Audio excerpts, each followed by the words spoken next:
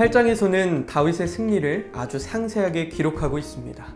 블레셋과 모압, 소바와 아람을 쳐서 영토를 확장하고 세력을 넓혔습니다. 이것은 이스라엘이 부족 연합 체계를 넘어서 국가로서의 모습을 확립해가는 과정이기도 했고, 아브라함에게 약속하셨던 땅을 차지하는 과정이기도 했습니다. 성경은 다윗의 이런 승리에 대해서 다윗이 어디로 가든지 하나님께서, 여호와께서 이기게 하셨다라고 표현하고 있습니다. 하나님께서는 다윗에게 내가 너와 함께 있어 내 원수를 멸하겠다라고 약속하신 것을 이루신 것이죠. 하나님의 말씀은 이렇게 아주 구체적으로 성취되었습니다. 오늘 우리에게 주신 하나님의 말씀은 사무엘하 8장 1절에서 18절까지입니다. 그 후에 다윗이 블레셋 사람들을 쳐서 항복을 받고 블레셋 사람들의 손에서 메덱 암마를 빼앗으니라. 다윗이 또 모압을 쳐서 그들로 땅에 엎드리게 하고 줄로 재어 그 2줄 길이의 사람은 죽이고 1줄 길이의 사람은 살리니 모압 사람들이 다윗의 종들이 되어 조공을 드리니라.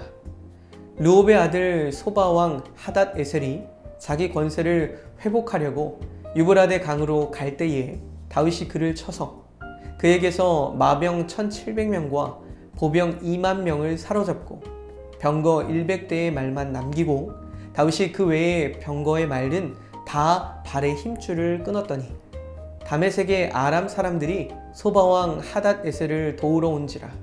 다윗이 아람 사람 2만 2천 명을 죽이고 다윗이 다메섹 아람의 수비대를 두매 아람 사람이 다윗의 종이 되어 조공을 바치니라.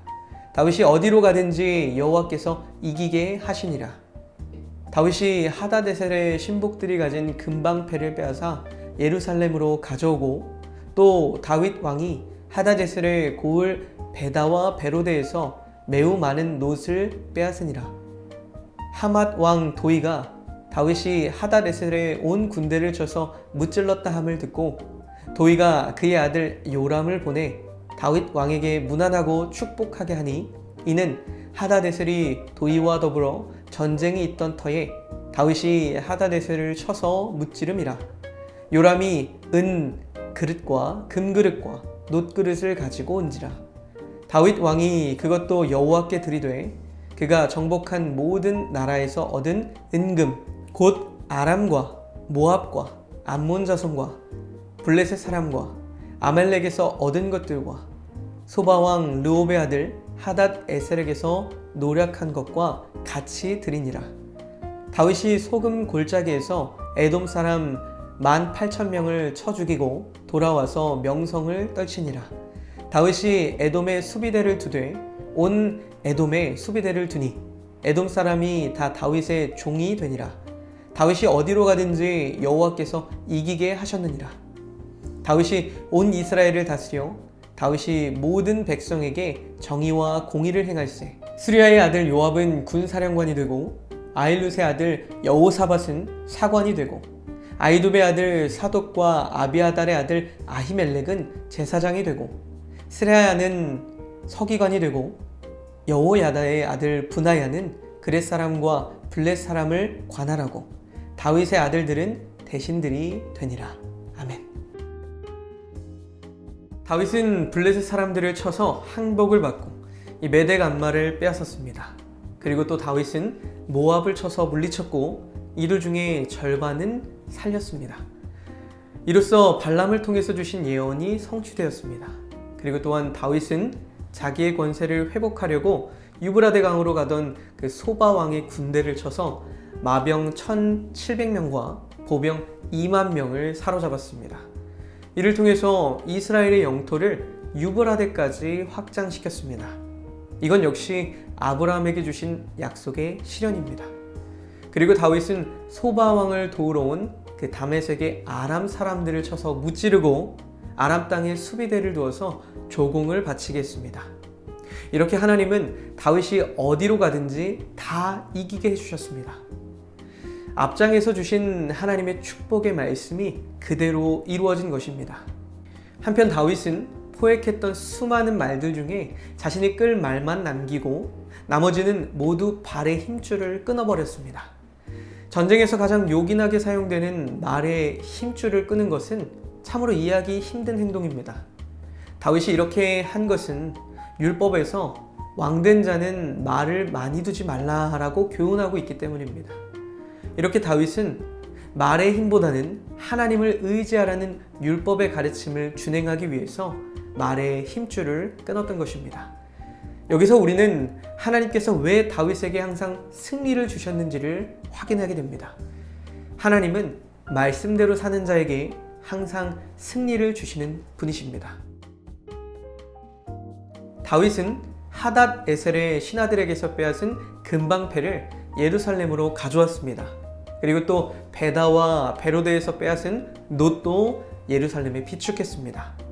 또 하닷 에셀의 대적이었던 도이가 승전 선물로 보내온 놋그릇도 마찬가지로 여호와께 드렸습니다.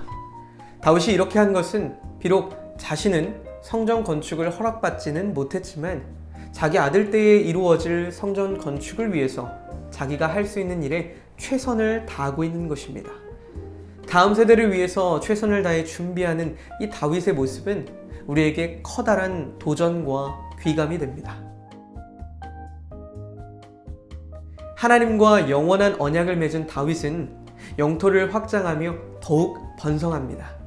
이스라엘은 사사시대 이래로 이방 민족의 침략에 시달렸지만 다윗 시대에는 새로운 자원을 통제하거나 국제 무역로를 확보하는 등 정치 경제적 이유로 주변 나라를 공격합니다.